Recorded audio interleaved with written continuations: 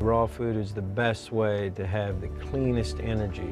You know, it's like we take so much care about what kind of fuel we put in our car, what kind of oil, or this, that, and the other. Like our car, we really care about sometimes more than the fuel that we're looking at putting in our bodies. It's cleaner burning fuel. A live food cuisine and lifestyle is a powerful way to heal both yourself, the ecology of the planet, and the consciousness of the planet. The government has a lot to do with our beliefs, you know.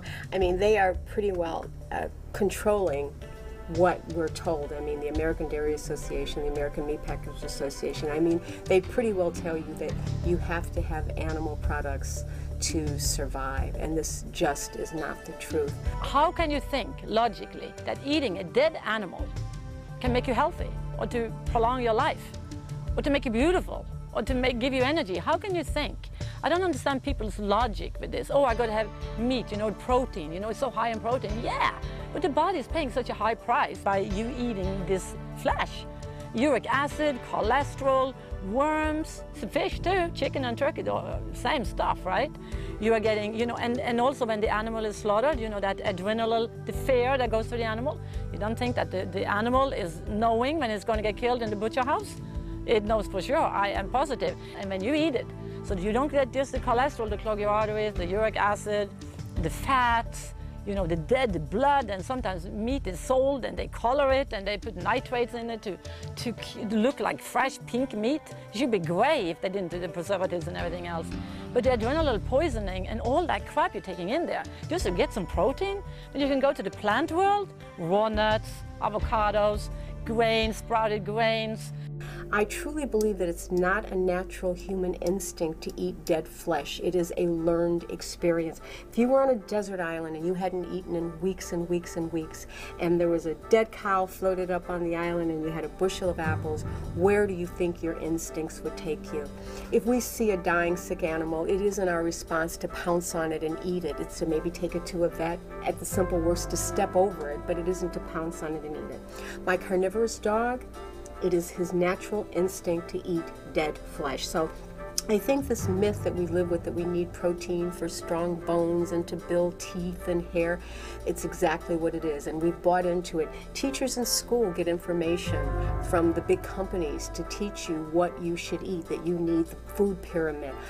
Fortunately, to agree, they are expanding this. They are adding more and more fruits and vegetables because people are realizing that they feel better. Even the American Cancer Society says that you shouldn't be eating so much red meat. Why kill an animal so I can enjoy my meal? I think it's like, that is like a murderous thing. I mean, you know, if I didn't pay the butcher to buy a piece of steak or a piece of chicken or turkey, you know, if I didn't pay that money to get that food in the first place, there wouldn't be the demand on the butcher to kill that animal. So we have to take personal responsibility.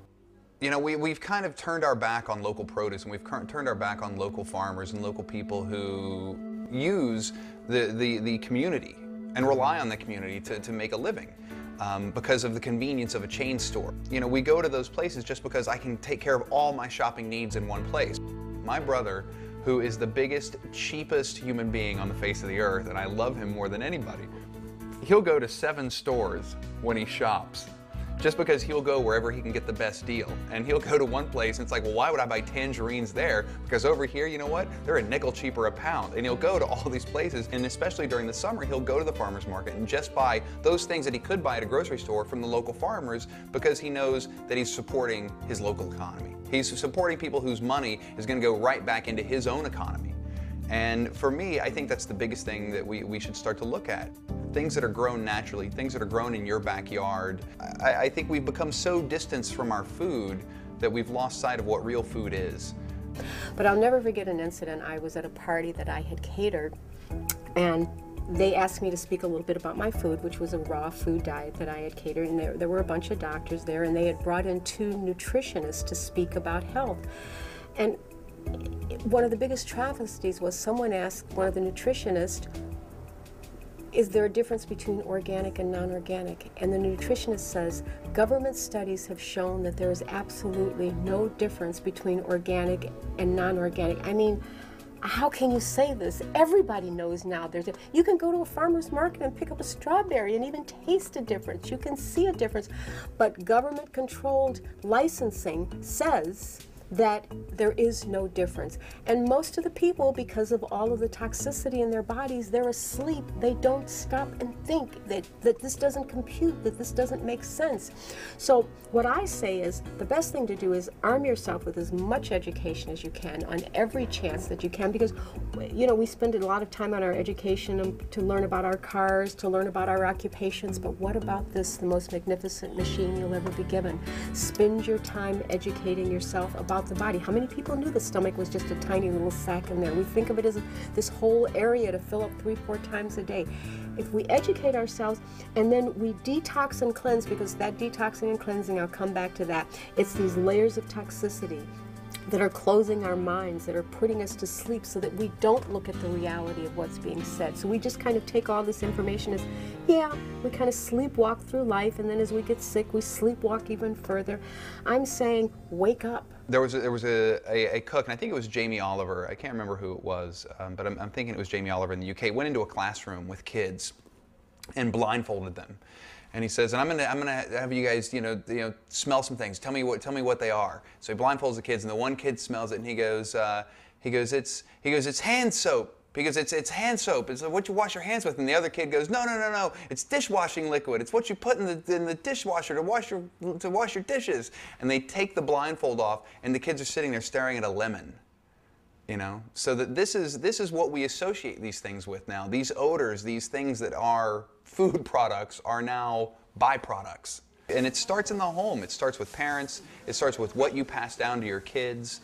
I grew up in a house where my mother cooked dinner every single day. There was not a day. My mother, and it wasn't like she was a stay-at-home mom. She worked all day, and she came home and she cooked dinner because it was important. It was important to build this ritual of the family sitting down and having a meal together. And I think it's one of those things that it's so important for families to understand, especially kids, to see that food matters, to understand where food comes from. We had a garden in our backyard every summer. For as long as I can remember as a little kid, I'd be out there playing in the dirt, pulling carrots out of the ground and washing them off and eating them fresh out of the ground. Celery, cucumbers, tomatoes, green beans, cabbage, lettuce. We grew everything. We grew so much food, and then we would can it and have it in the winter.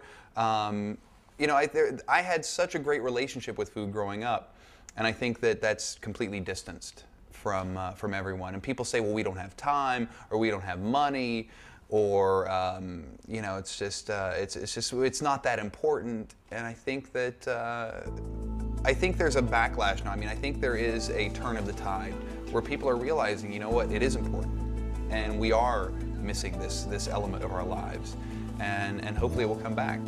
Between the food industry and the drug industry and the medical industry, they're very successful. They're spending their money wisely, and it's their businesses to sell their products, and they're winning over the minds of Americans to think that we're actually doing better by spending all this money on healthcare and drugs. And in reality, even the science that doctors are learning in the medical journals is not accurate.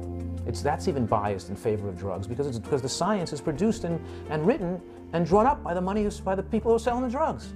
So I think that it's a difficult thing we're going through, and I think that we're coming to a certain crisis in America because healthcare costs have skyrocketed to a degree that businesses can't function anymore, and drugs are getting more expensive, and we're not seeing the benefits. We're spending more and more money on healthcare, but we're not seeing a healthier population for it. So people are starting to smarten up. They're starting to say, well, maybe this isn't all cracked up it's to be, just taking more and more drugs. Maybe drugs are not the answer. I think the way it's coming around now is because I think they've pushed the economic envelope almost too far. And now people are going to start looking for other means of reducing healthcare costs, and that's where good nutrition and proper lifestyle, and perhaps even cleaning up the environment, might be beneficial for health costs. There might be another economic factor fighting against this idea that drugging of America is the answer to our health problems. There might be another factor coming up. They might be coming to a conflict, and we might see more effort, more winning of people with nutrition and environmental concerns, and people actually looking to remove the cause of disease instead of just treating people after they fall off the cliff and land at the bottom and smash up their bodies. We cannot get around the inevitable. We have to actually look it right in the face. And looking that right in the face means we have to face the way that our whole civilization is utilizing food and our whole relationship to food. Ultimately, the relationship that we have with food is a spiritual one. And our relationship to food right now is spiritual. It's just not very much spirit in it. It's just how much is there. And right now we're at like 1%, or it could be 100%. All ancient cultures, especially the great Incan civilizations, Chinese civilizations, all had a very deep correlation with agriculture, spirituality, health, longevity, and beauty. These were all tied together. For whatever reason in our culture, it's all been broken apart. And we have to look at that directly in order to get to the bottom of this whole thing. We live in a culture which tells us that the earth belongs to us. And when ownership is implied, then the idea that we could do whatever we want and not have to even consider how would our actions impact the others, whether they be other animals, other plants, the water, the soil, the air. At first, it seems like this is a great privilege. Oh, the earth belongs to me, it is mine. But ultimately, it leads, of course, to degradation of human beings and the earth, as we're seeing more and more at this time of global crisis. I think we could all agree that we're at a global crisis. And I think there are perhaps 3 things that could be helpful in considering this global crisis. Number 1, there's a global crisis. Number 2, we're causing it, we meaning human beings. And number 3 could be most of us don't have a clue about number 1 or number 2. And the situation that we are finding ourselves in, and the rise of obesity and diabetes and cancer and depression and pharmaceutical drug use and recreational debilitating drug use and TV, which is another form of debilitating drug use. You could look at it as we're a culture of low self-esteem. The average person in our culture has low self-esteem. That is really the disease we're talking about, the disease of low self-esteem. Where this all begins is in our own heart. When in sports we used to say, you know, does that team have heart? Are we playing against a team that has heart? Why don't we say, are we playing against a team that has mind, right? When we used to play tennis, does that person have the heart to win? The heart is where your soul is. That's where you have that ability to say, I am going for it. I am going to win no matter what. I'm going to make it happen no matter what. And in fact, it's not a win-loss thing. It's not like if you win, someone else loses. It's a win-win thing. If you win, everybody else wins. If you win, the organic farmer wins. If you win, the organic health food store wins. If you win, you win. You get all the health benefits and your family wins. If you win, all the people around you, they win, all your friends. This is ultimately the greatest win-win-win strategy ever, is deciding inside ourselves that we're worth it and we can do it. Nobody wants to give up choices. Nobody wants to give up convenience. So making things convenient, knowing where you can get food that you enjoy like this, knowing how to have things that are on the run available to you so you don't get to that threshold where I gotta have something right now. That's how you get yourself where you have more balance. In the moment, you know, it all comes down to what do you value most? You know, I always say to people, nothing, you know, tastes as good as fit feels, as energetic feels. And if you get associated to that, then you start making new choices. How do we make that change? It's actually totally easy. It starts right in your backyard. It starts on your porch. It starts with your houseplants. It gets back to loving plants, loving the soil, loving the earth, giving back something instead of just taking away. Ultimately, it starts at home. When you begin to eat in a way which connects you more to the earth and to your own self, which a raw food vegan diet does, you actually feel the effects of it right away in a positive way. You feel more alive. You feel more grateful. You begin to wake up to your own confidence, your own at-easeness. What could we eat that would cause the least harm to the earth and all earthly beings? That's our main criteria. Not what would make me most healthy, not even what tastes best, although those are secondary considerations. Our main consideration is not harming others. And so part of that is not over-consuming, no matter what, whether you're consuming lettuce beings or chicken beings, less is best. When you begin to be more connected, then you begin to feel that what you do actually matters, not only to your own health and well-being, but to the greater world around you.